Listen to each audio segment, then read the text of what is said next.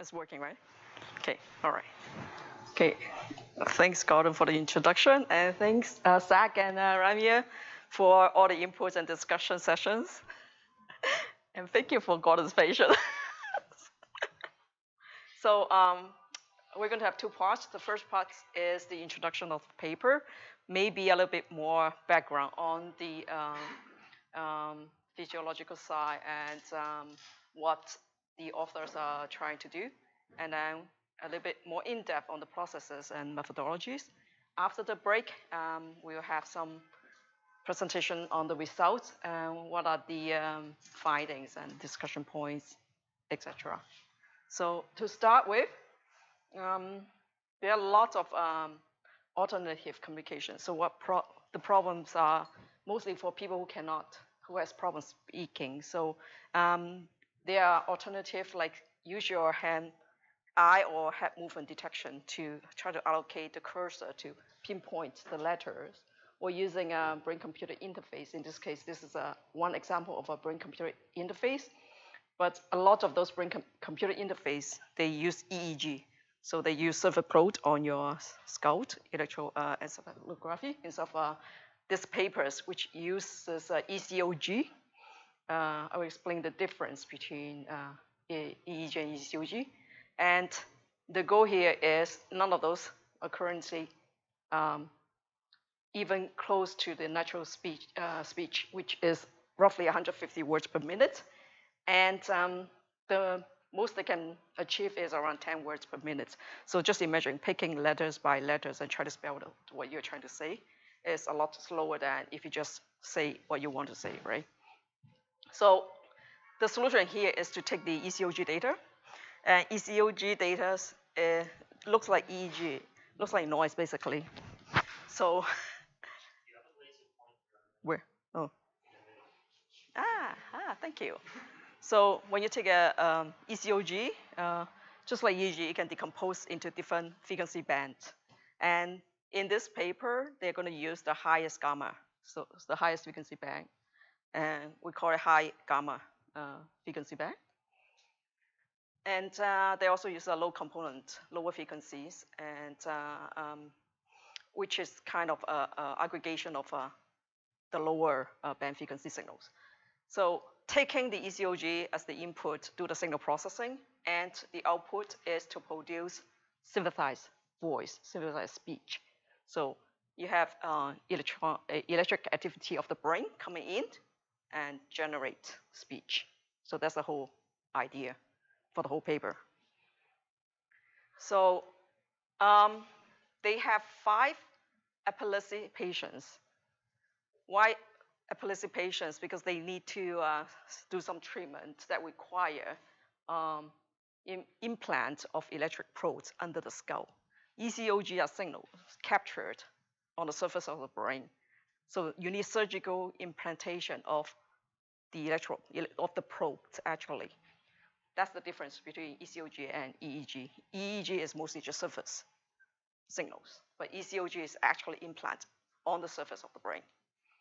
And each subject, they say 300 of sentences. At the same time, ECOG is recorded and voice is also recorded. So you have 2 sets of information. You have the ECOG, multi-channel ECOG from the surface of the brain, and actual voice recording. So they use this for training and testing as well. So input and output, ECOG input, voice as output for training.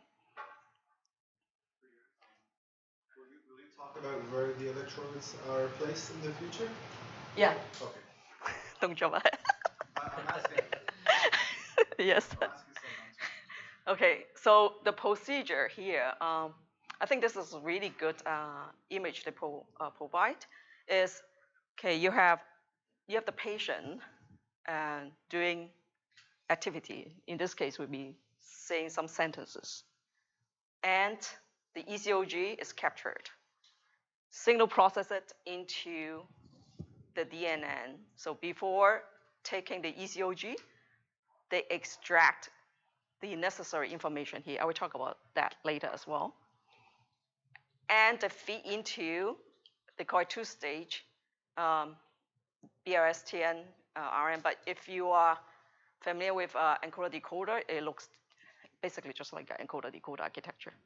Sequence-to-sequence model. So yeah. Is it two-dimensional data, the activity? No, I will talk about it. Okay. Yeah. And coming out of the DNN is the spectral features. So they take the spectral features of the voice to synthesize. So they extract a bunch of feature in terms of representing the spectral. I will tell you more detail later as well on those features, and use this to synthesize the voice. So basically, there are three main components. One is ECOG to input to the DNN, and then coming out of the DNN is a spectral feature for synthesizing the voice. And the bottom is just showing the spectrogram of the actual speech and the synthesized speech at the output here. So this is just a reference for you to see the differences. So there's some timing information here, the prosodies, and strength variation as well. And a lot of time when you see signals like this, these are vowels with fundamental frequency and format.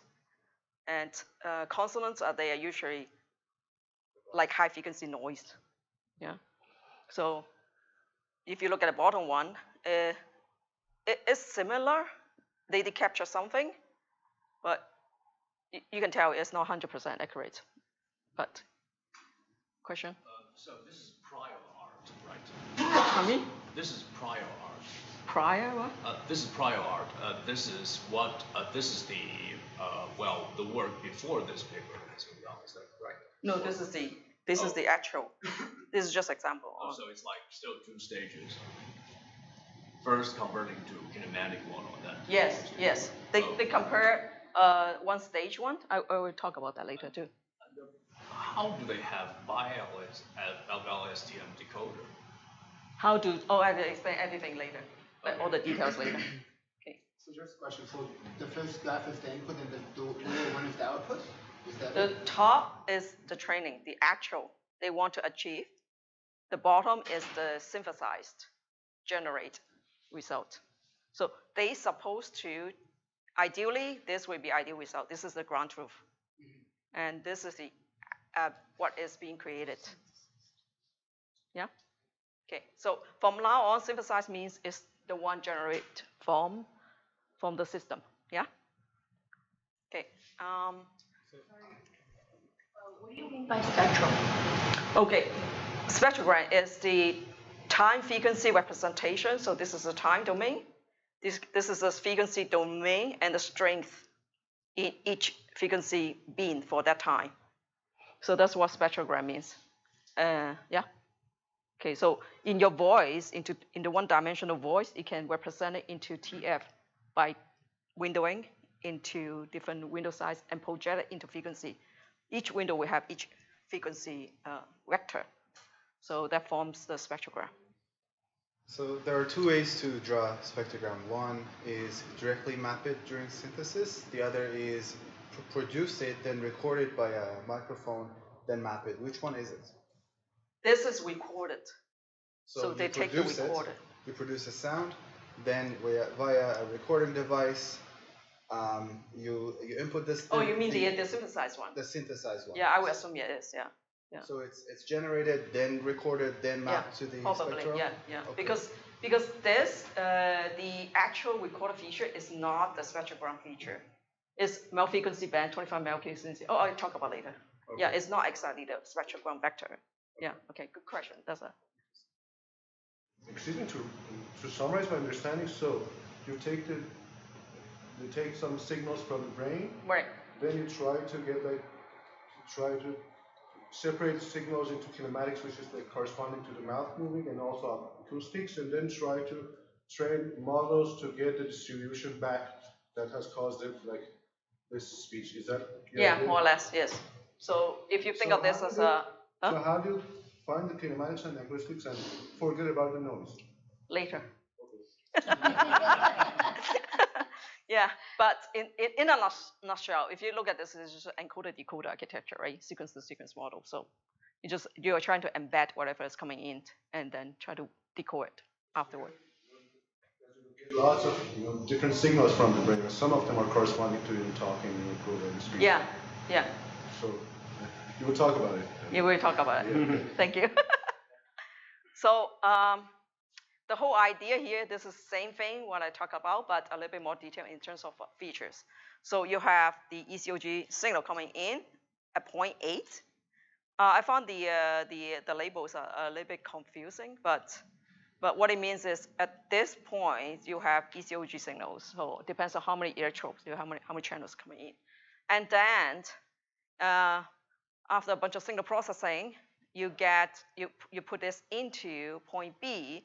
The signal processing basically is a bunch of representations of one set for high gamma amplitude. High gamma amplitude is your brainwave. High gamma, remember the gamma frequency?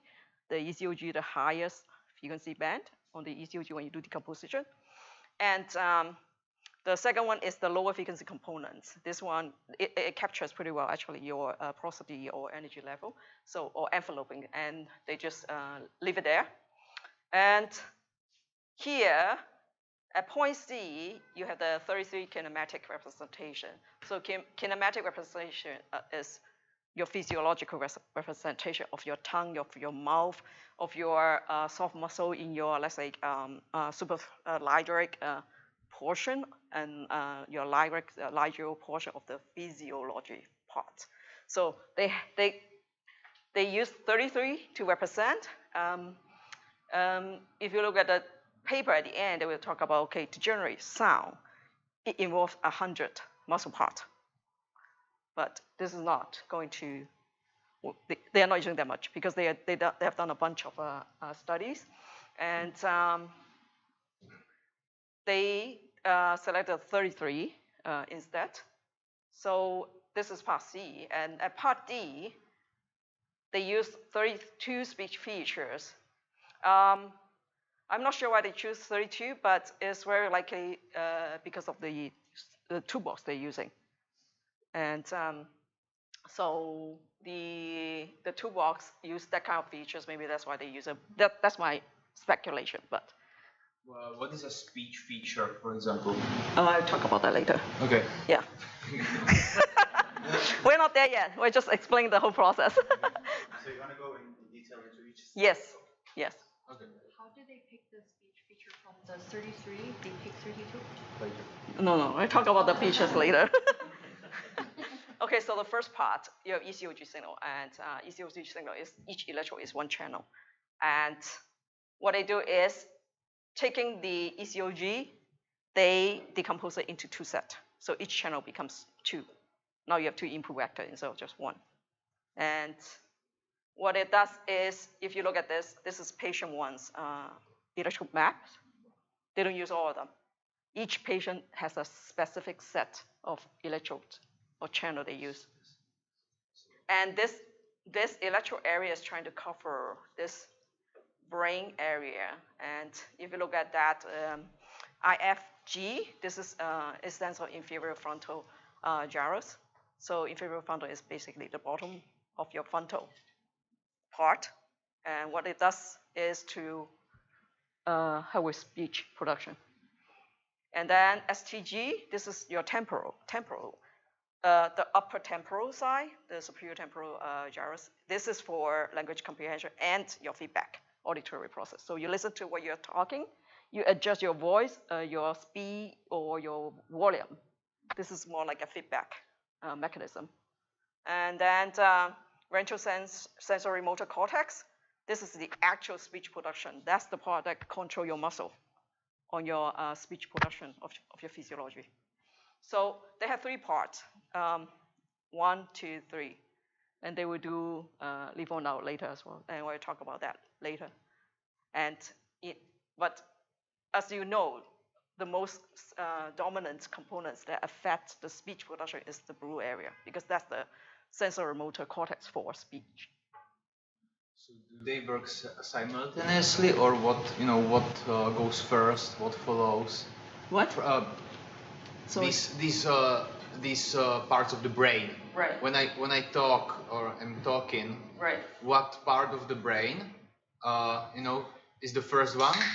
And I imagine it like a activity is sending. Oh, I don't know the sequence. Yeah. I think it is first the gyri, the inferior frontal gyrus and the superior temporal gyrus that you have. They call as the gyri. So those are, it's like, what are you, what do you want to speak? Yes. So that's produced by that. Then that is sent to the VSMC, which in turn stimulates different portions of your vocal tract to speak something. So the motor signals, that's the end portion, right? So that is produced, that's produced by VSMC. So the sequence is gyri to VSMC to vocal tract. That's the sequence. I don't know the actual sequence. Like from my understanding of Parkinson's patients, they are affected by the basal ganglia. So they're internally, the basal ganglia area is affected. And the basal ganglia area is the one talking to the cerebral cortex to initiate the motor for speaking. So it depends. The brain is so complicated. Yeah.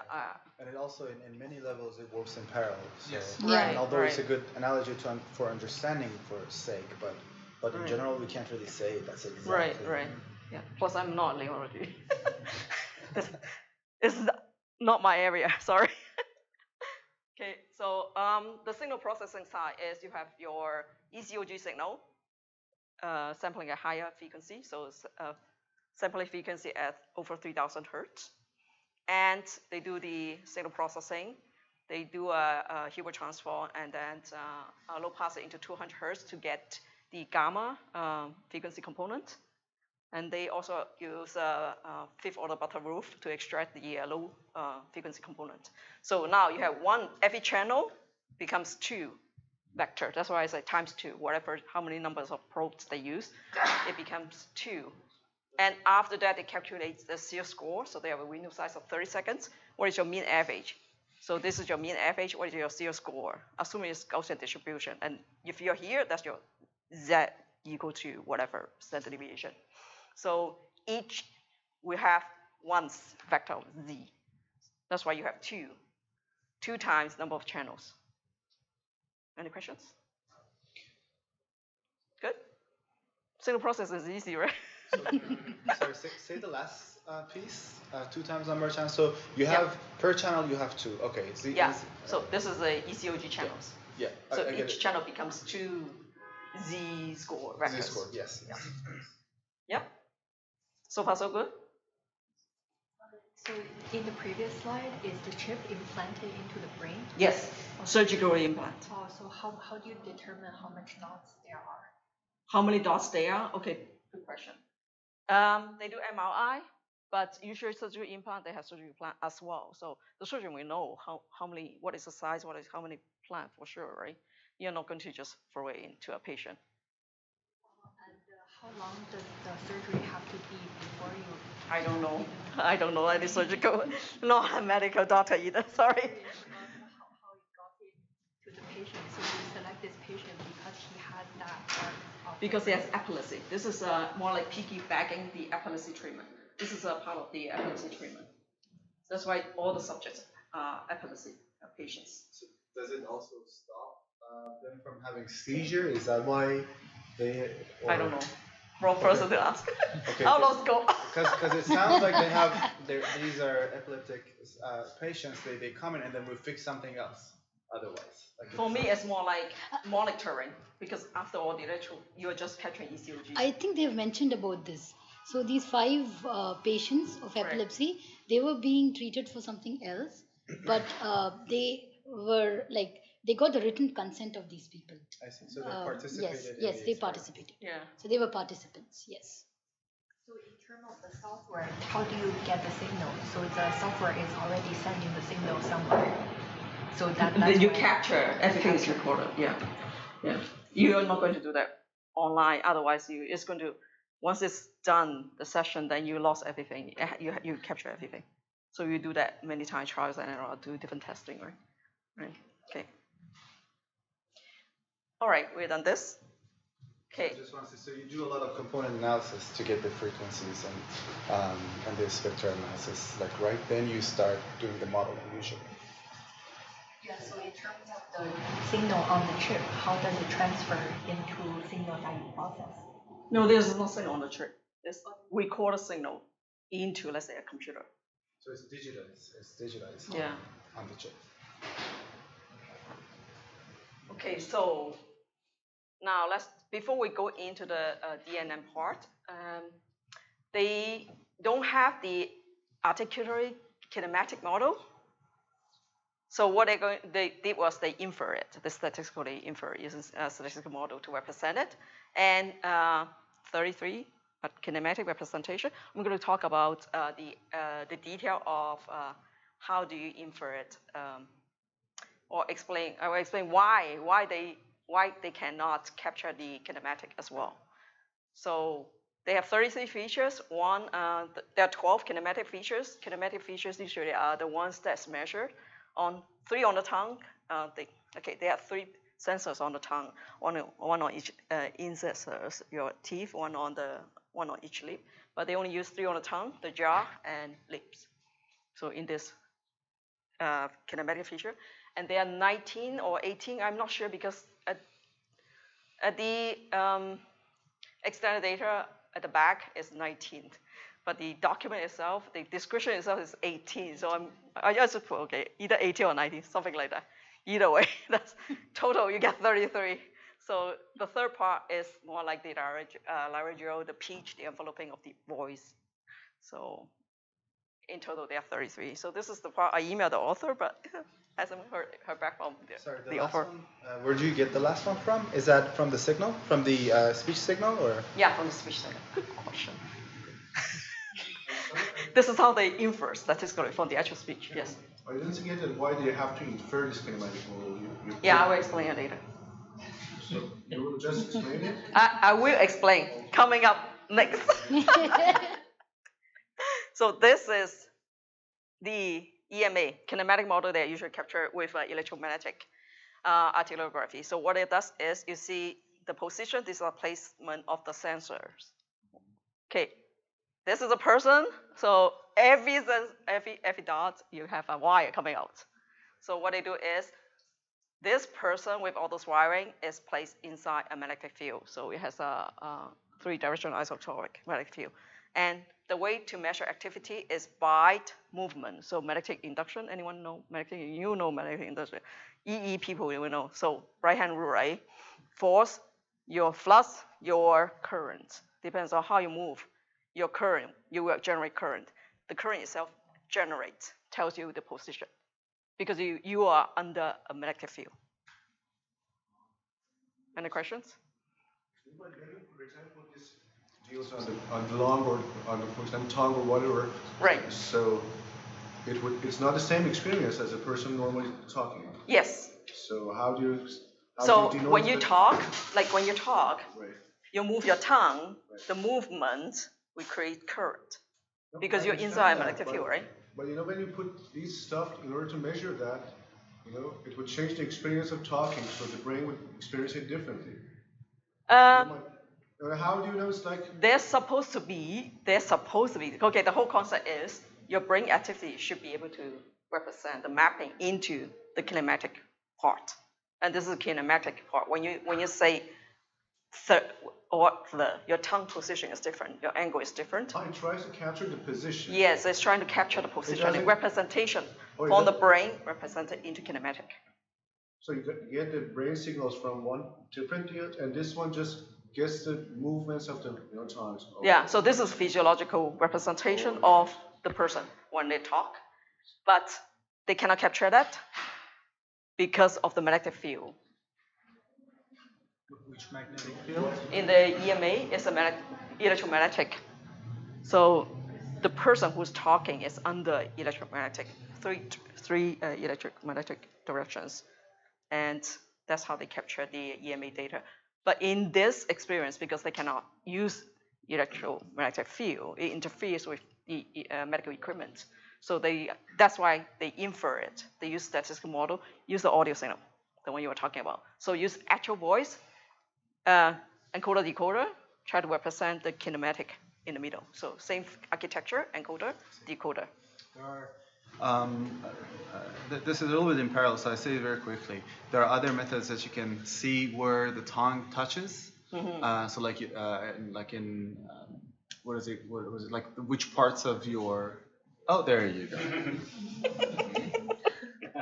Yeah. So you're talking about like which components, right? So these are the positions where when you touched. When we talk about, let's say, alveolar, like your position of the tongue is different, especially the ones we use a lot in Parkinson's. The number 7, the value when you say your tongue sticking out. So it's all positioning of the tongue, and these place and manner is the major part of the kinematic representation. 18 or 19, that's the one I'm not sure. Like, is it 18 or 19 they're representing? So place, manner. Place is your physiologic component, which part of inside the mouth, and manner is it stopping, plosive, like or is not stopping. It's voice or non-voice, like where's the g, right? It's different. And then fricative and also nasal, those are manners. So you have place and manner, 18 or 19 of those. And then with the position, with the EMA positions, and then with those two, the other ones, the voice ones. Yeah. So that makes up your kinematic representation in the middle. So this is your latent. Think of it as a latent parameter. You're trying to represent it before you generate the spectral features to do synthesis. So this is right in the middle. So how did you infer it exactly? You say that, okay. Yeah. So what they do is they use the actual voice, do the same thing, encoder-decoder, but different encoder model. Same decoder, they are going to keep the decoder. So you have voice coming in, voice going out, and the middle one is what you're trying to approximate the kinematic. What is your embedded, your latent parameter in the middle?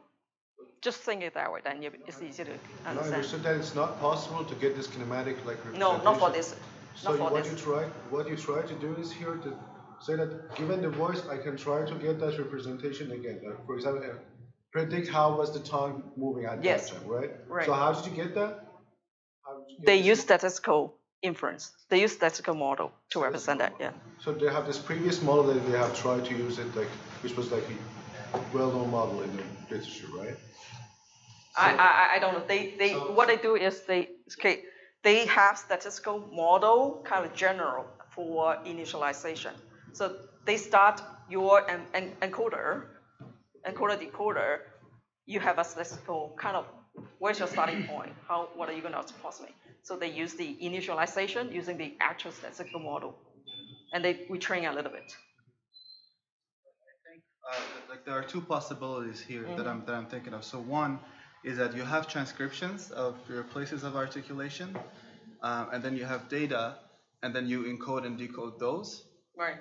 The second is you actually have the recordings from your what was that device that gets the places of the tongue? They don't have that. They only have statistical model for that. So when you say statistical model, then you probably have the transcriptions. So like, is it a fricative? Is it blah blah blah? You have these descriptions trained on data previously. That is this person is speaking. Which one of them they're generating? Right. I don't know the detail if they're using specific, like the same subject or a generic, like. Oh, I think they talk about. I think they talk about speech to articulation inverse model, yes. Where the 18 features that she shows, from the speech they're inferring that, which is the labial stop or the labial nasal, the features that she's showing in the next slide. Yes. So it's an inversion model, inverse model. It's been trained previously. Yes.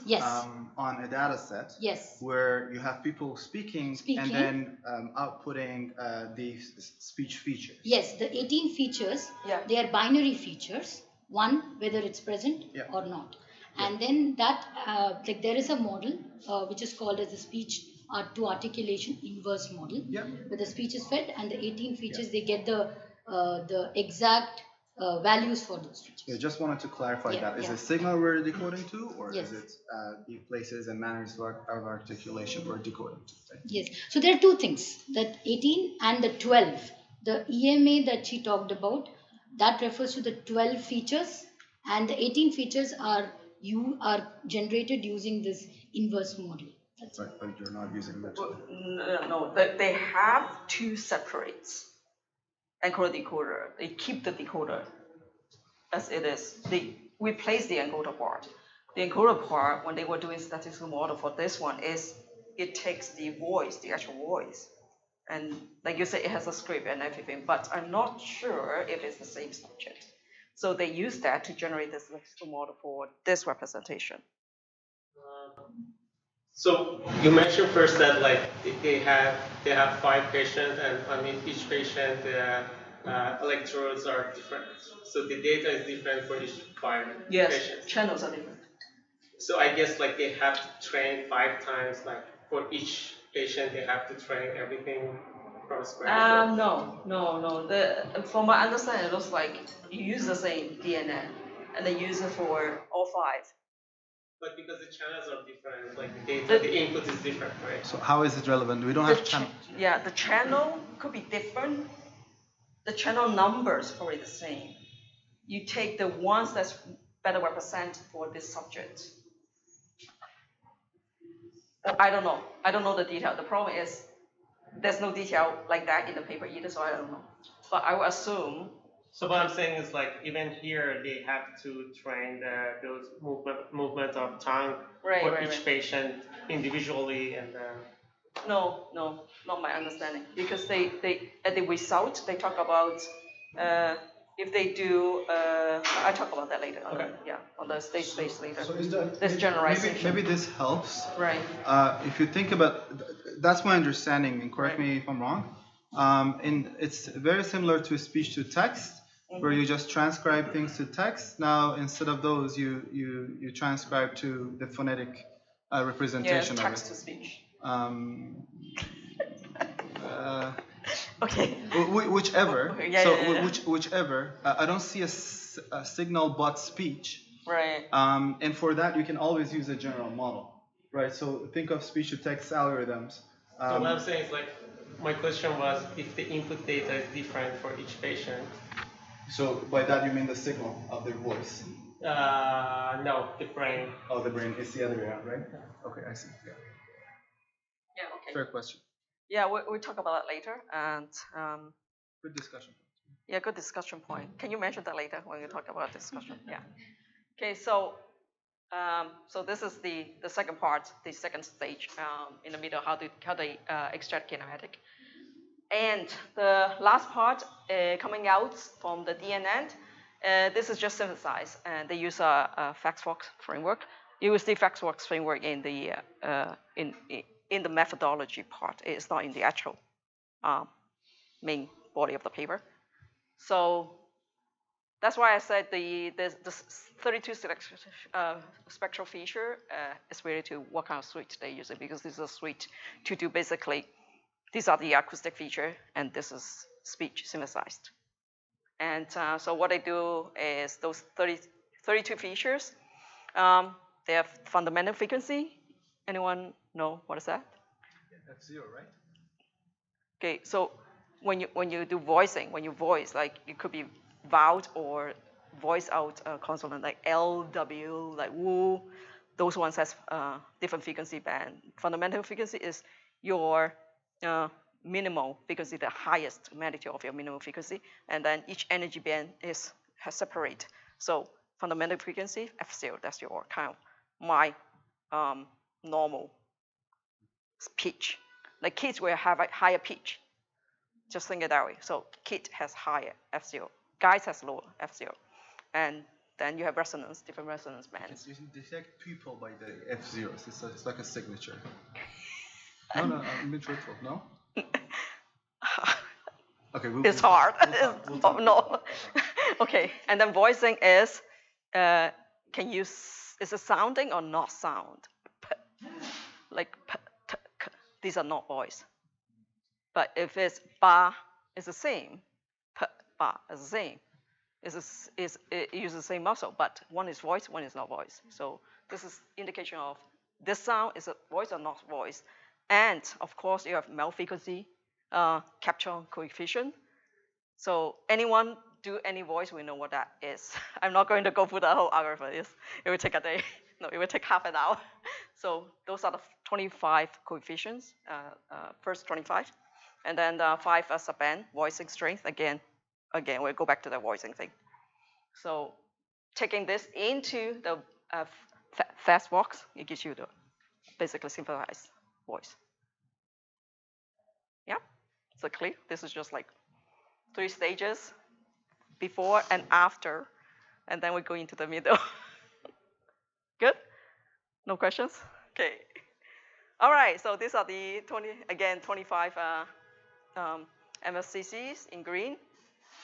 So these are these going into the synthesizer, your fundamental frequency, 25 MFCC coefficients, and the 5 synthesized subband, and then voicing or not. That's it. Are you showing results now? No, explain the input to the synthesizer. Okay, and Sorry, I didn't understand it. What's the big band and then with the line? oh, those are always standing vision. Forget about it. Yeah. That's why I say no. This is not result. Okay. So to test the synthesized voice, what they test was they use Amazon Turk. It's a crowdsourced testing. So you have a bunch of people listening and try to do a transcript of what you have heard. And they have 335 words from a set of 10, 20, 25 word list. So you listen to it, you pick that, and whatever you heard, you think you heard. And then 101 sentences from pools of 25 and 25 word pool size.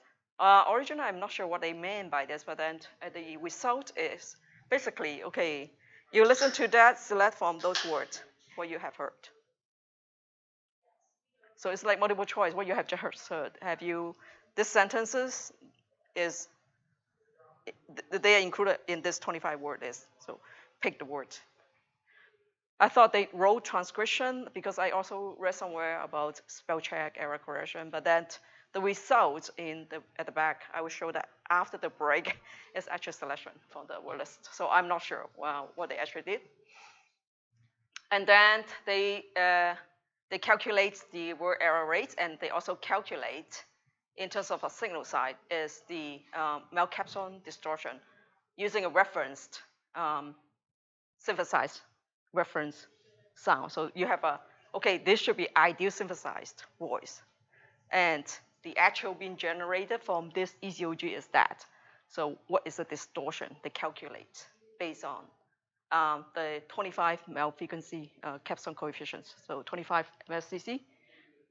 So. What's the MC again? Huh? What's the MC again?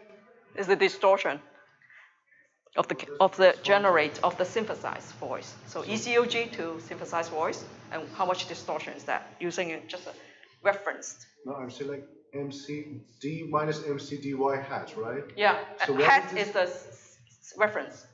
It's your reference. I know, but what is MC itself? It's the signal. It's like, for example, it's like the volume. It's the mel capstone. It's the coefficient. What's that? It's the mel capstone coefficient of the synthesized. What's that? Oh man, it's MFCC. It's a coefficient of the synthesized. It's a feature extraction. So can you explain that? What does coefficient mean?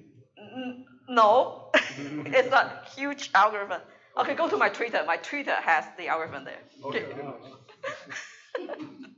And then the last part is they do the correlation between the original recorded voice and generated.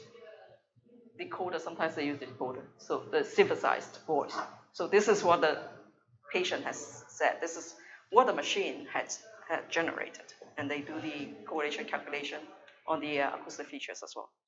Could you say the Amazon Turk once more? Amazon Turk is a crowdsource, so you can. No. I know what it is. Just the process, please. Oh, okay. So they have word choice. So who the tester, they will listen to the words. The tester will listen to the sentences and trying to determine what are the words being said, and then transcribe the sentences. But actually, I'm not sure if it's actual transcribing as typing it in or just picking the words, because it's on the word list as well. Yeah, so that's why I said it's not clear there in the paper. Okay, and now we go back to the meat. We go to the middle one, encoder-decoder. So as I said, you have two times number of channels coming in. So remember the high frequency gamma and the low frequency components, the z-score for those. And going the first stage, RNN, and have the kinematic representation and decoder into spectral features to synthesize the voice. Okay, we're going to talk about this part a little bit. So we have two times number of the, that's my notation. Sorry, this is high gamma frequency amplitude, and then you have the low frequency components. Okay, and then the 32 spectral features to synthesize the voice. So this is the 33 in intermediate articulatory feature. Like I said, they were trying to represent the fundamental frequency enveloping, and then it has 12 EMA, the placement of the tongue, supposed to be representing the tongue, the lips, the jaw, and then the place manner, how are you going to move your tongue, where you're touching in the mouth, and are you closing your soft palate, etc., those things. Okay, then, what they have is at the beginning, they were not sure, I guess, if they want to use just one stage, just kind of, okay. I missed the correlation is between with what variables? Huh? The correlation in the previous slide. Was it correlation? This one? No. Next one, I mean this, yeah. Is the vertical axis. Oh. Yeah. Okay. So that's a correlation between what variables? The correlation between what variables? Y-axis. It's correlation, or isn't it? Yeah, I don't remember. I have to look at that. It's fine. Later. I don't remember. You have three things over there: the envelope, EMA, and manner. Yeah, but those are just each color, just each feature. Isn't it correlation between that variable highlighted and the feature, like the actual like the sensor? So if you go back slide. Go back. Yeah, because you are calculating the correlation between two.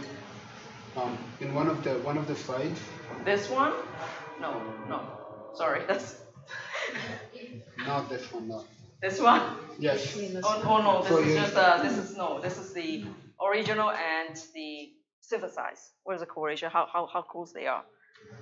How close is the synthesized to what you want? Okay, for that y-axis, not that correlation. No. I don't remember what is that.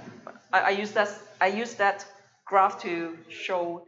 You guys know what is that? To show what kind of latent features they want to represent in the middle. I just use this to say, okay, this is all those what we talk about, the 12 positions, the 19 manner placement, because it's a good coloring of grouping them. It's another way of explaining. But I don't remember exactly what is that. Okay, but anyway, so before the break, let's just walk this through a little bit. And so they use two-stage bidirectional BRSTM, so encoder-decoder kind of architecture sequence model. They also check with one stage only, just one stage BRSTM.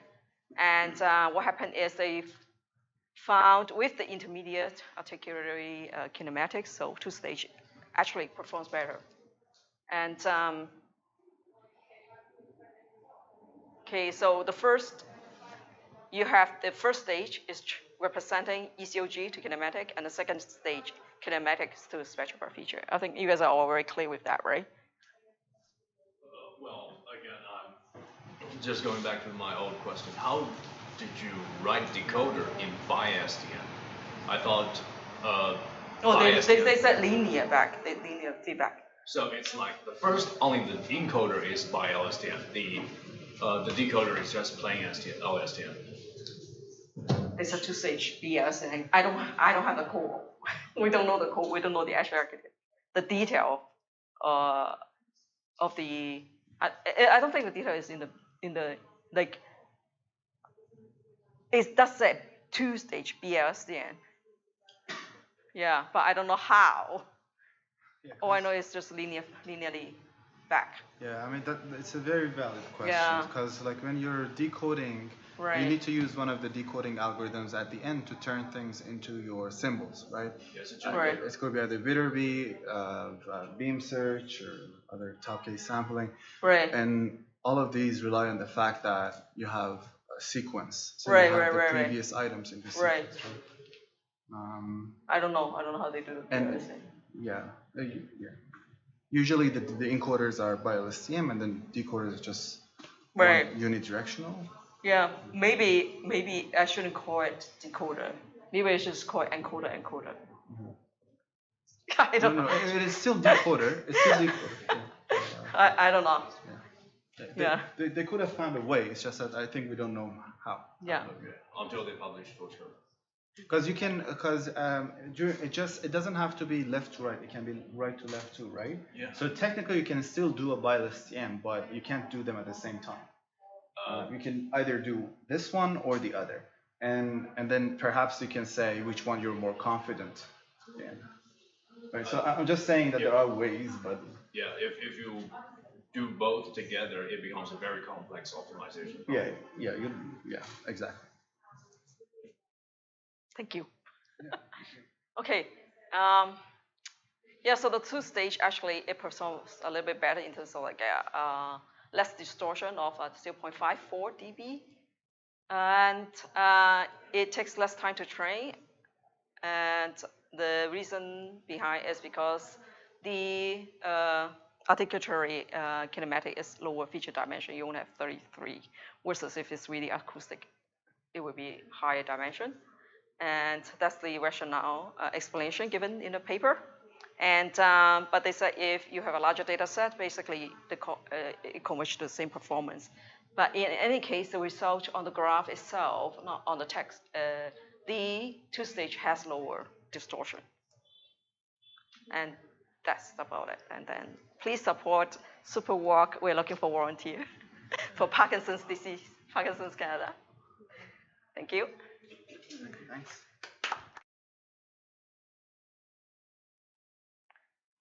So before we go back, answering the correlation part. So those features are the correlation to the actual voice features. So all these, this ones is kinematic. EMA manner. Oh no, this is for the actual physiology for the EMA, but the spectral ones is for the actual voice one. So, okay, and continue with the presentation. We will present the results, and what you see here is the word error rate from.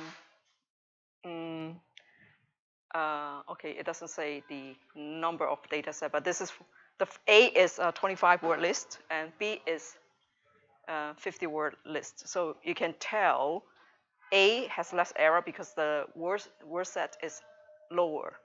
You have smaller word size and the probability of getting it right is higher. So naturally you get less error. As in B, the word size is 50, is twice the size, so very likely you have more chance to pick the wrong word. And this is results based on, like I said, the selection of the word given a set of words, not the transcript. So I don't know like if they really use transcription or how they use that, but the percent on the graph here is the selection ones. And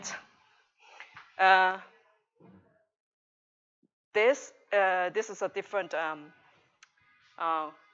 result of A is for different words, you can have many syllables. So let's say single syllable versus 2 syllables, 3 or 4, right? So if I said choices, it's 3 syllables.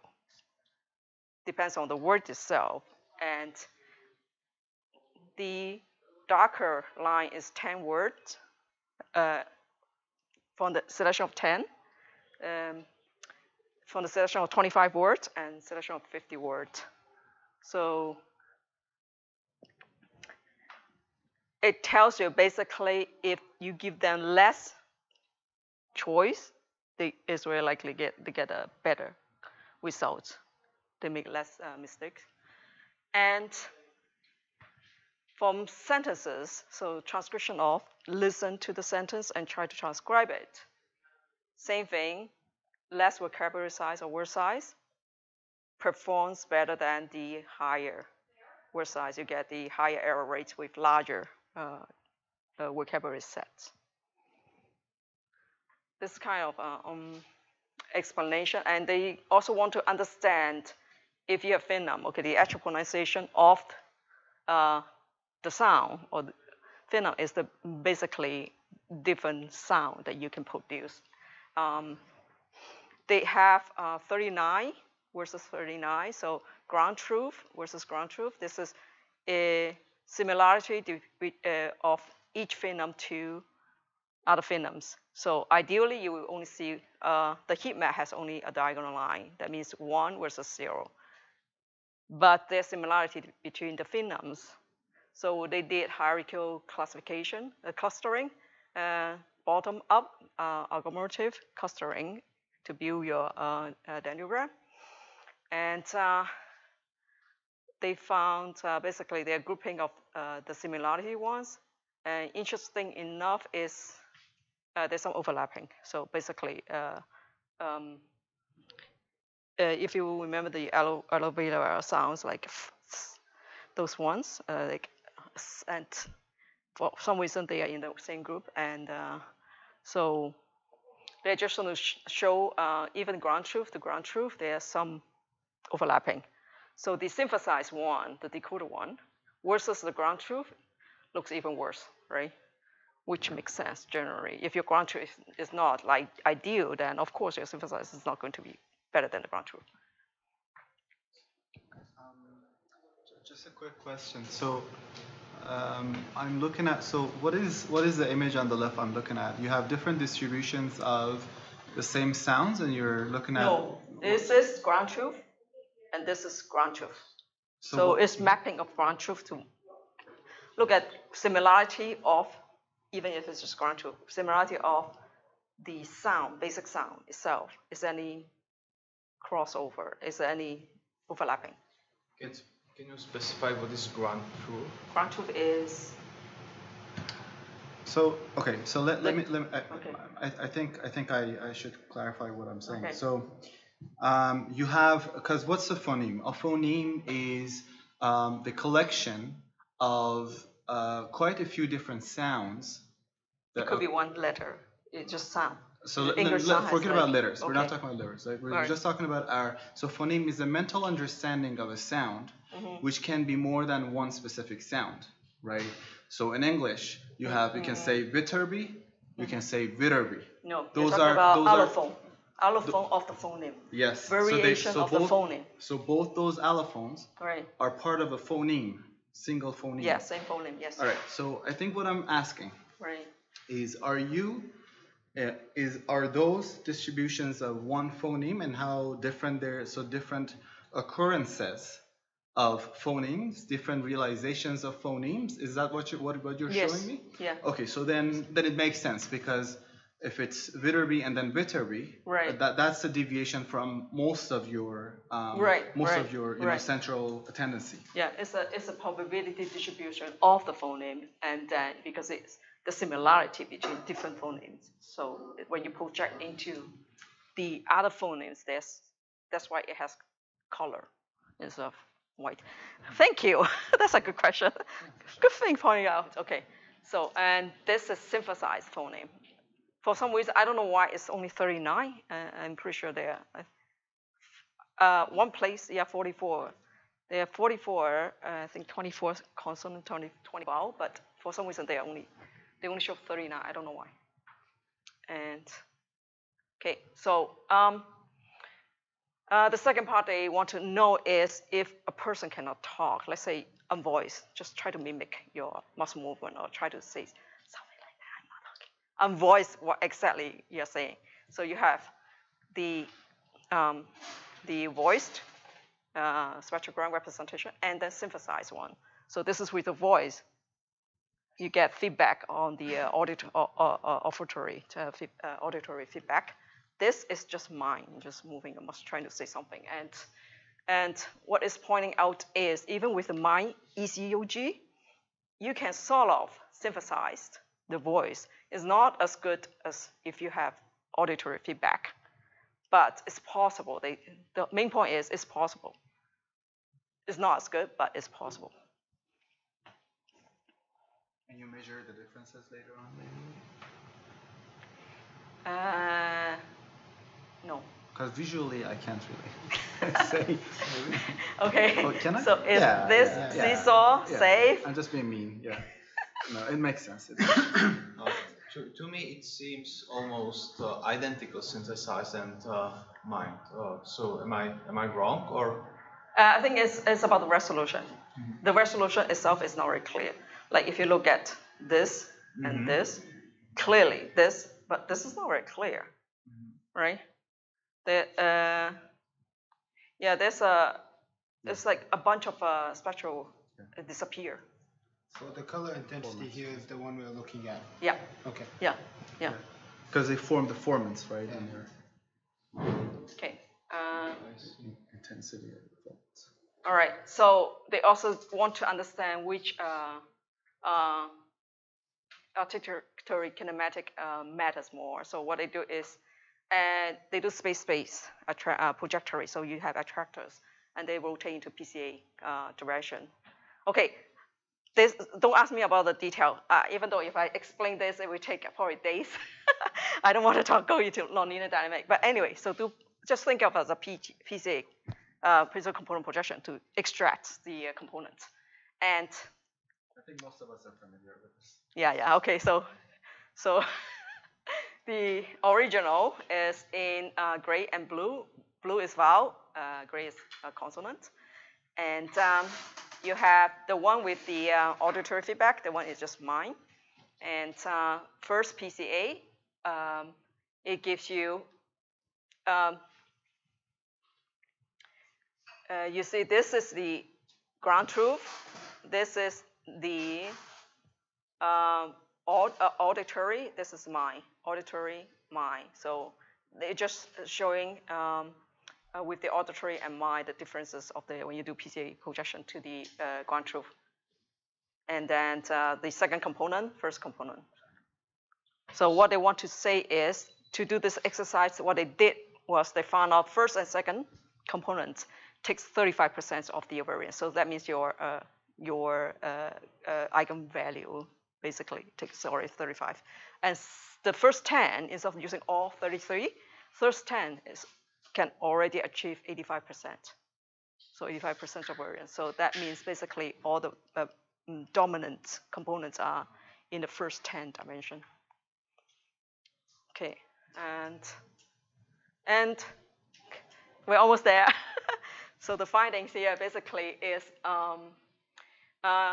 there's benefits to do intermediate auditory instead of just using direct ECOG to speech.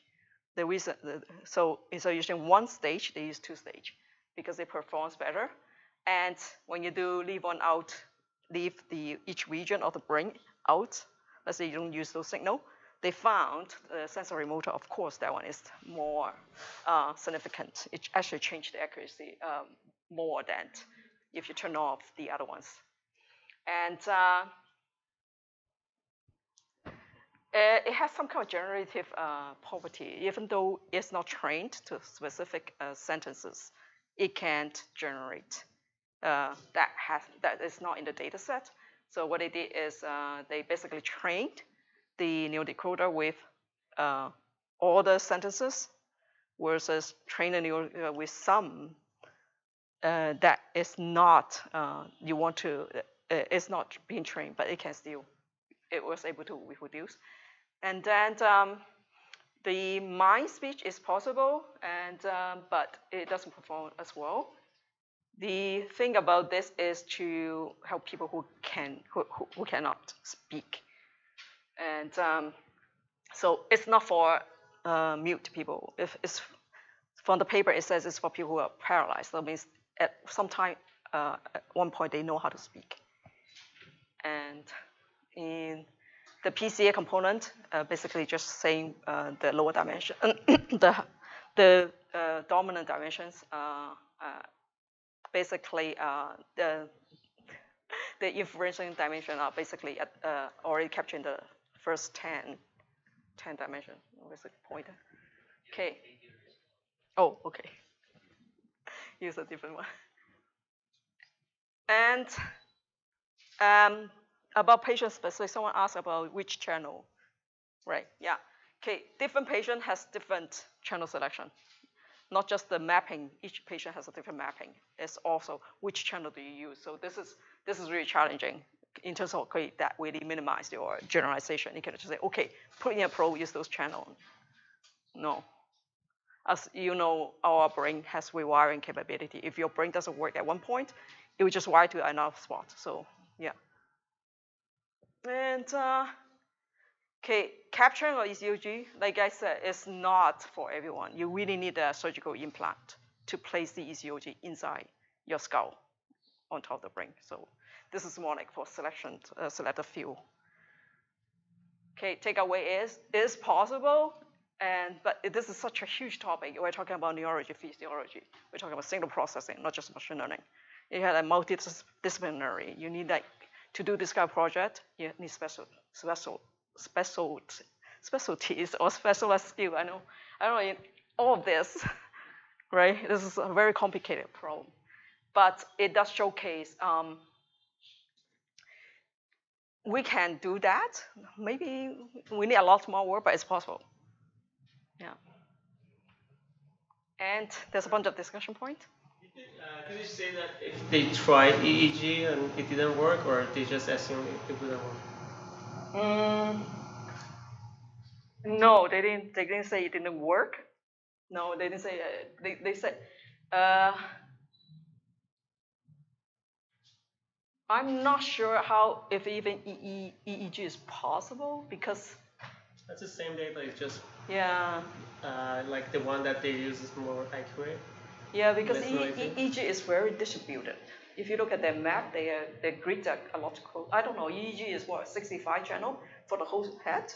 64, right? I don't know. I don't know if you can even do that. I don't know. I mean, we can, but it's probably noisier, right? Right. But it's a fair question. Like, did they actually compare with previous people, or this is like too novel? Like, did they? So to me, like, what is interesting here is like they got that EOG, right? Yeah, ECOG. ECOG data, right. And then how they clean it or remove the noises through those movements of tongue data. Mm-hmm. I was wondering if they can do the same thing and then clean the noise from EEG with the same technique. Right. I don't know. I know EEG is very noisy for muscle movement. It includes a lot of artifacts. Yes. Oh right. Yeah. If you move your muscle, it interferes. Yeah. But I think the other one way to tackle that, sorry, just quickly, is you ask them to think about the words or read the sentences.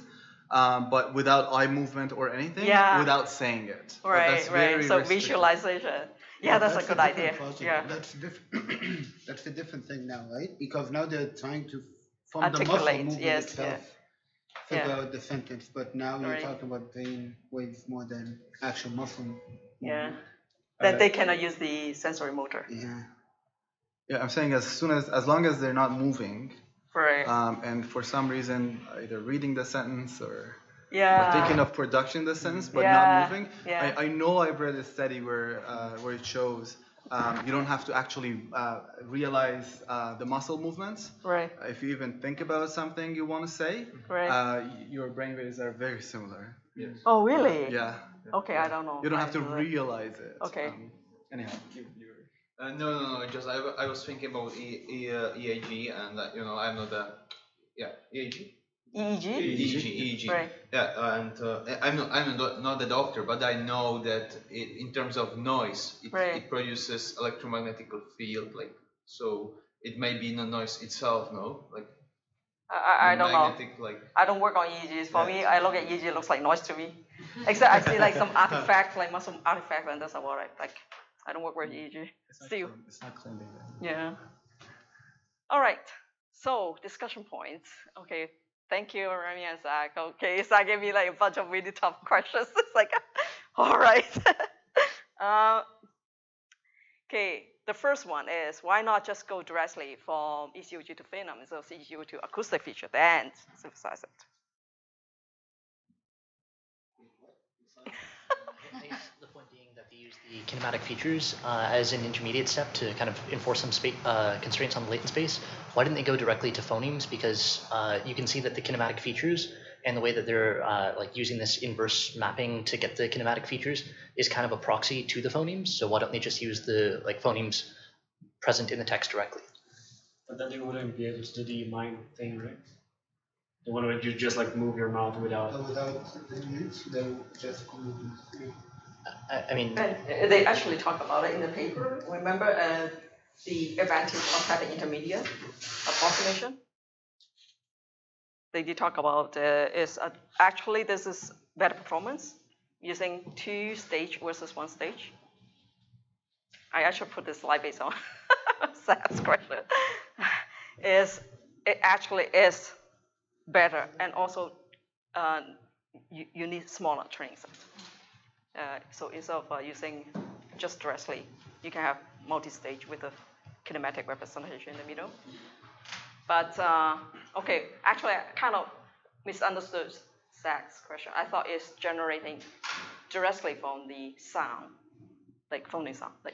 I think he was referring to the significance of the intermediate articulation. Using the kinematic features as the intermediate, as just using because kinematic features are just a proxy to the phonemes that they're trying to generate, right? You're looking at tongue movements and you're trying to approximate that the th sound was made.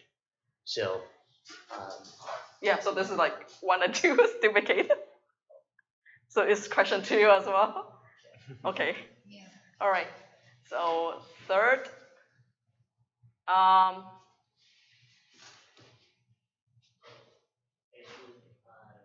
would kinematic features generalize better, or would this allow for? Would using the kinematic features allow for people with different native tongues to be able to, people who would speak French versus English? You should still be able to use this model on both of them because it's an it's using just the speech mechanics as opposed to any sort of language constraints. So. But at the end, you still want to synthesize it, right? So right, but it doesn't matter if I speak in English and you speak in French. I'm going to command my tongue to move in a certain way so that I can make this downstream task of speech and saying hello or bonjour, right? That's kind of almost an aside. So this should be a universal language decoder. So I think it would go beyond just recording the signals from VSMC, because VSMC is responsible for creating the motor signals. So let's say that I imagine a word, and every word is generated by stimulating one particular portion of my vocal tract. So that's the responsibility of VSMC.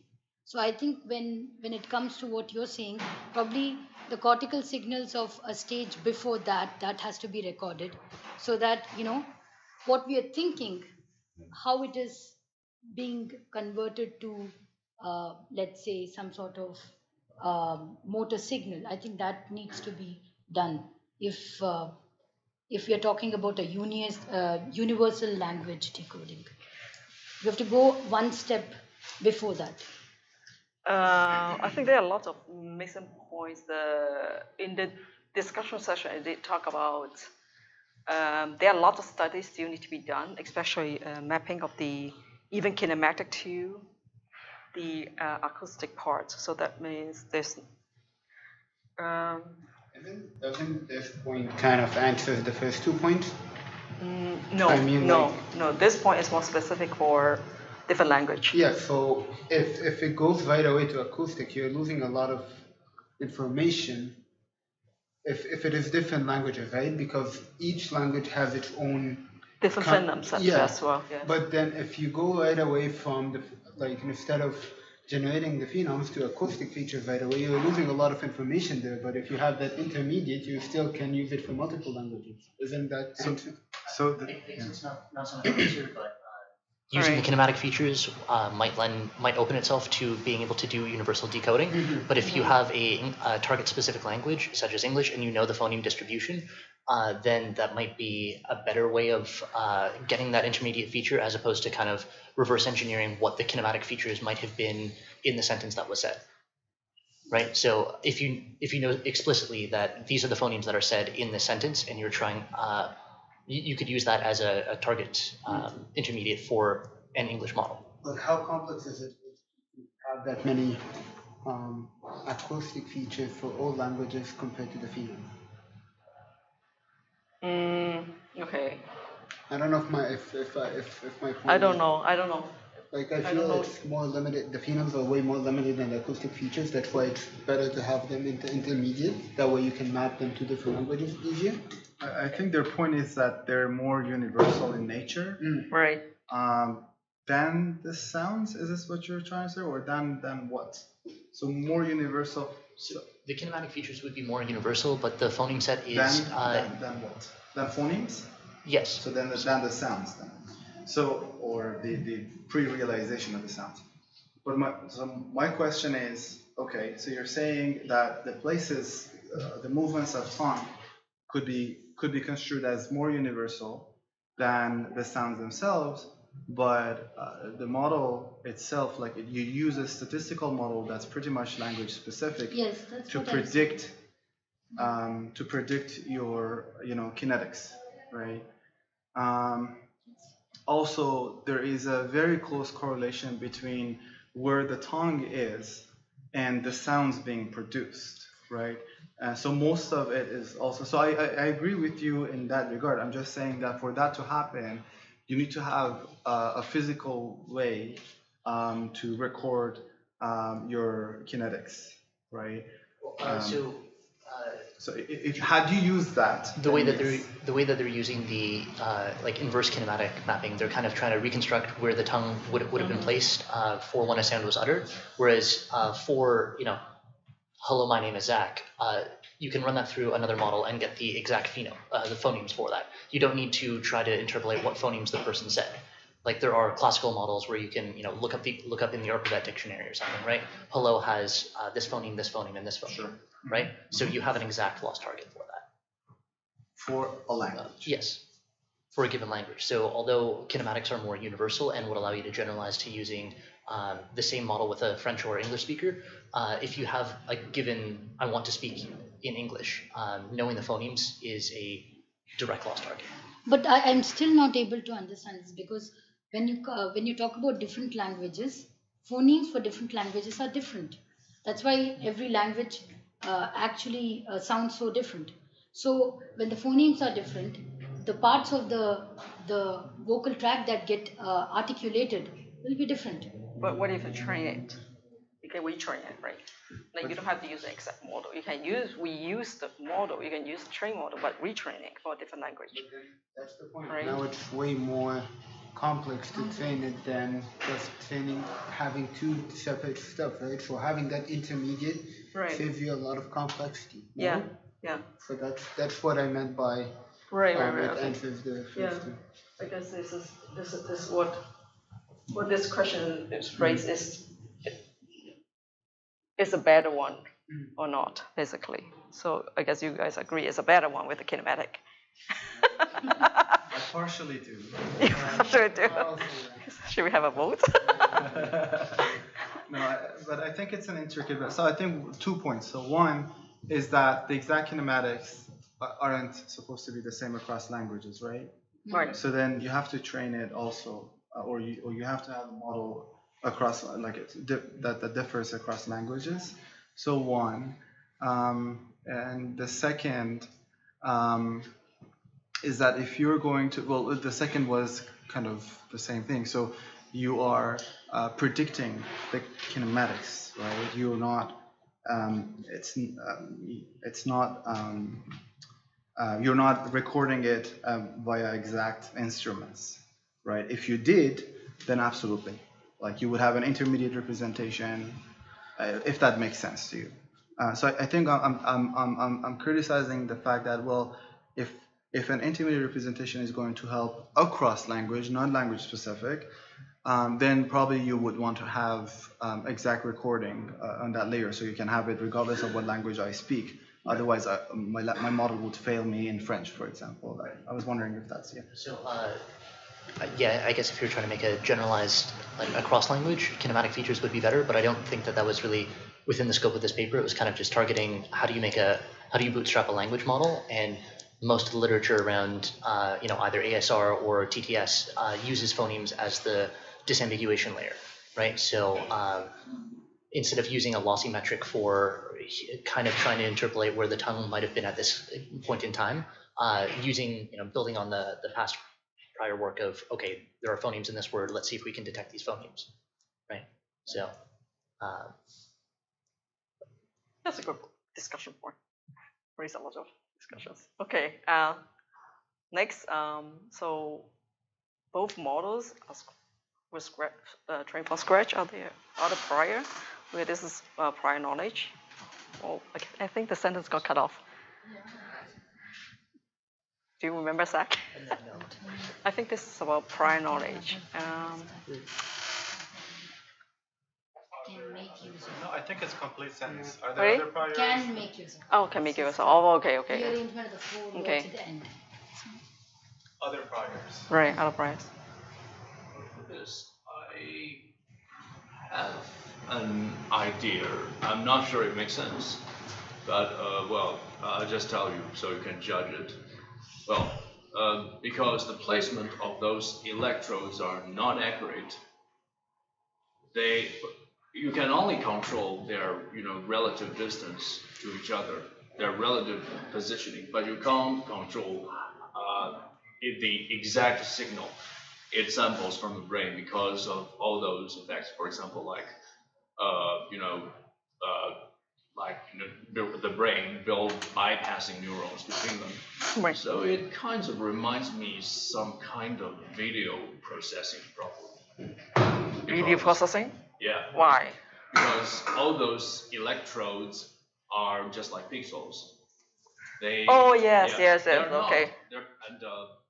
You are not sure about the exact location of the object in those pixels. Yeah. But they're kind of subjected to some pattern. Right. That just like they won't be far from their intended position. Right. Yeah. So I'm just wondering if the video processing technique can be useful here, and obviously the model priors. I guess you can do that after you decompose the high gamma frequency, because that's the actual language components, the activity. I guess you can construct a 2D image with those channels. Yeah. That's what you mean, right? Yeah. Yeah. So what I'm not so sure about is what this publication does to resolve the differences of electrode placement between different patients. No, it didn't mention it. All it talks about is how many channels that's not being used in which participant. That's how I found, okay, it's not universal. Like you don't have exactly the same channel. Yeah, but it also mentions that for the same channel doesn't necessarily refers to the same electrode to different patients. Right. So even the placement different. Yeah. So how do they decide? How do they? Yeah. That's the unknown part. Actually, I have a question.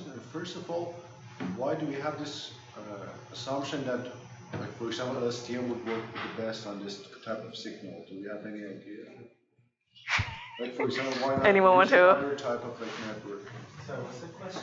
Why So why are you trying to LSTM? use LSTM for this type of signal? I think they've mentioned about why they've used BLSTM. It's the LSTM. It's LSTM, yeah. Using LSTM would have better performance rather than other types of architecture. I think the whole concept is based on RNN. So the RNN basically a time series architecture, right? You want to do a time series model. You have this score that tries to like get the aggregate of this times, right? It tries to get the average, so we pass the average to the system, right? No, you don't. You cannot do that because you want to generate continuous speech, right?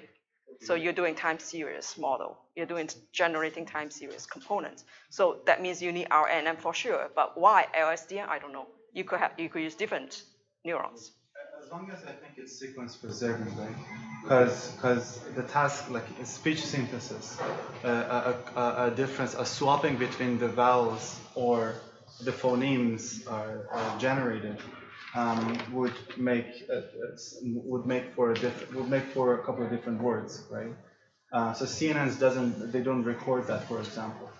But RNNs or any other sequence preserving model do record that. So traditionally, before RNNs, everybody used HMMs or CRF models. Yeah. The other question is that since why since this tongue positions that you try to capture is what you call articulatory. What do you call it exactly? Kinematic.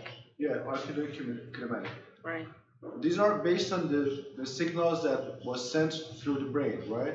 And you already have that, right? So why not just try to use that? And no, you don't have that. You don't have the kinematic. No, they don't. Okay. They cannot capture. Okay, you don't have the kinematic, but there are. The reason these kinematics are created because of the brain activity, right? And you have the brain activity signals, right? Right. So when you have this, you already will have a way to generate this speech sequence.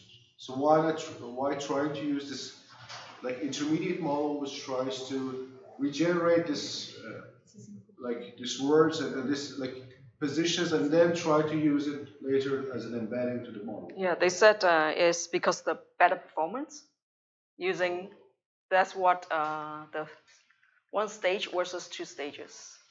So the one stage one would be that what you are talking about using ECUG directly, and then the two stage is the one that is with the kinematic kind of approximation.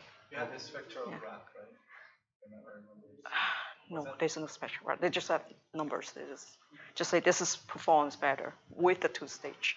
So when you use like this pre-trained model, which you call a statistical model, when you use that, it will provide better performance rather than having the raw signal. Is that correct? Sorry? When you have the raw signal of the brain, you would have poorer performance rather than using this pre-trained model to capture. No, they are all using signal from the brain, both models. Okay, but with one you have this two-stage decoder, with one you have one-stage decoder. Yeah, one stage means there is just ECOG and then spectral. Two stages ECOG, and then you have kinematic, and then spectral. So this pre-trained statistical model that you call is like. It's for initialization. It's just for initialization. It would increase the performance, right? Right. It's probably yes if you use it to initialize your So how do you like denoise the system? Like for example, you say that okay, if I take this part of the brain's signals, which are corresponding to the movement, that would be better rather than trying to use this pre-trained model and then try to get embedding from that. Have they tried such a thing? So I have molecular biology degree, and I can say this is the most complicated thing we're talking about. ECE, like this, I don't think the movement of one muscle comes from one part of the brain. Right? So having this combination of signals is way more complicated than just Okay, so we are almost done, hopefully.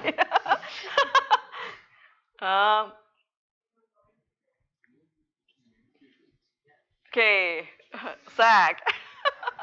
So since they're modeling the kinematic features directly, is there any reason they couldn't extend this to neural singing? Singing. Singing. Singing. Singing in the rain. And could this generalize to mute people or people that haven't learned? I guess they mentioned that this was all done on people that had lost their ability to speak, but could this generalize? Yeah, what do you guys think? Is it possible?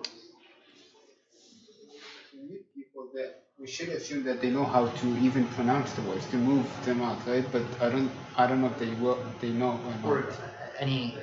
Could this generalize to nonverbal people?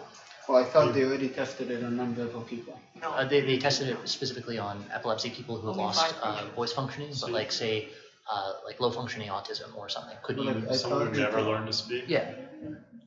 But with the kinematic features. That's exactly Yeah. it. Yeah. Like, would there be some sort of, is it the mapping from the VSMC to the exact, like the articulatory features? Is it possible for? I don't think it's possible for such people. It's an interesting point. Sorry, you wanted to say? Oh, no.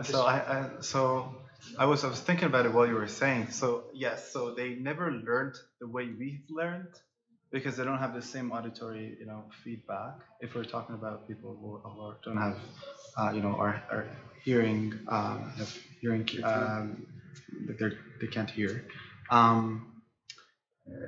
They never like fine tune to exactly how we say it, but when you look at them, they almost similarly articulate when they want to. So they sign, but at the same time, they do try to speak, and there are similarities across them.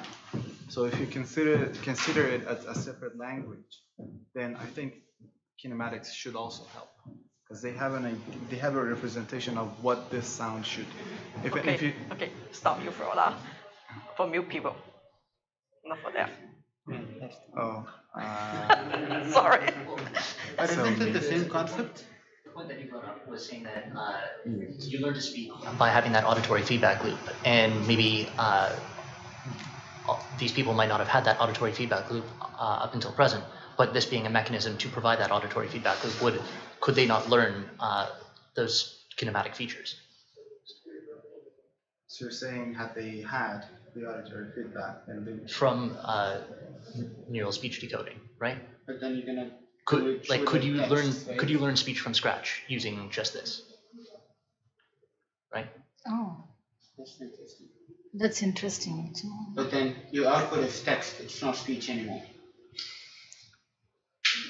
Could someone learn to text from just? No, well, then, if we're talking about like people having hearing problems or can't hear, if you generate voice for them, they have no idea what that voice is, right? So it's probably text.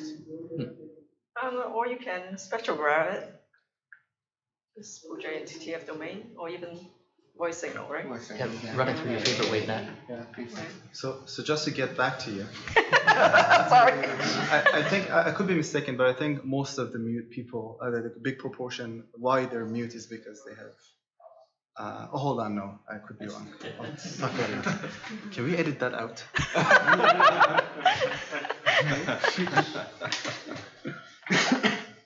We're good? Okay, so I'm sorry, but just we didn't do the newly thing. I'm interested in that point. Okay. No, I don't know. I'm waiting for I don't know. We'll talk about. what We'll would sort of you- discuss What would it. you have to change in order to do it for song? Maybe more I thought- features. Actually. I thought singing would be easier because words you have like stop, silence, period, unpredictable. It's harder to model. As for singing, you have sort of enveloping your amplitude, and it's always on all the time. So it's emphasizing on the sound, on the voiced segment. So we thought it might be easier. I don't know. If you can speak, you probably can sing. It would have to be one song though, yeah, because if you have different songs, you have different pitch Doesn't matter. associated with that as well, yeah. Doesn't matter. No, doesn't matter. Because you're enveloping. You're enveloping information. is GANs a possibility? Not sure about that. Okay, we don't want to take noise input. We don't want the easy just input, even though it looks like noise. You can put that noise in this as the singing, like the rhythm of the song. Oh, they already have that. Yeah, you mean generating the singing? Yeah, they already have that. Okay. But we're talking about ECG as input, not Oh, my bad. Gaussian noise. Thank you. Okay, so let's thank the speaker and the facilitators.